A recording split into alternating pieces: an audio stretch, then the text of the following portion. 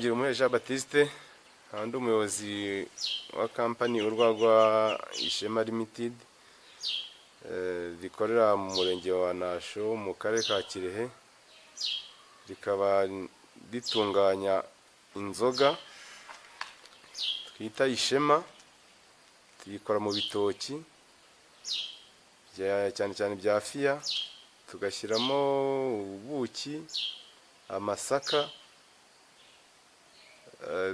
Icyo kinyobwa kikaba gikunzwe cyane, tukaba dufite amasu branch tugenda amasu depo hirya no hino,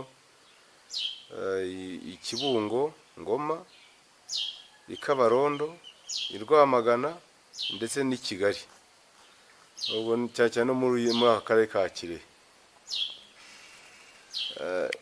Iki kinyobwa ikiza cyacyo rero ni umwimerere.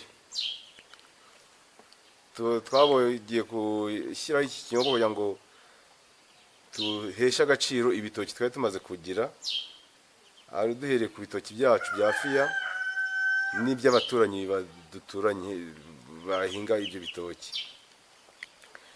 Ikindi nuko ubuki twari dufite nanone twambaye nabo kububyaza umusaruro, aho ngo tugiye dushakisha amasoko hirya no hino, ariko natwe tubyaza umusaruro dukora iyo nzoga.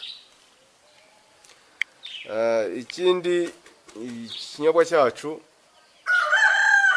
nta hangova kigira, ntigitera hangova, ni ikinyobwa abantu bishimira. Rero ikaba iri inzoga itera peti, ugasanga abantu baba barabuze apeti, ugasanga iyo ntuza yarakemutse.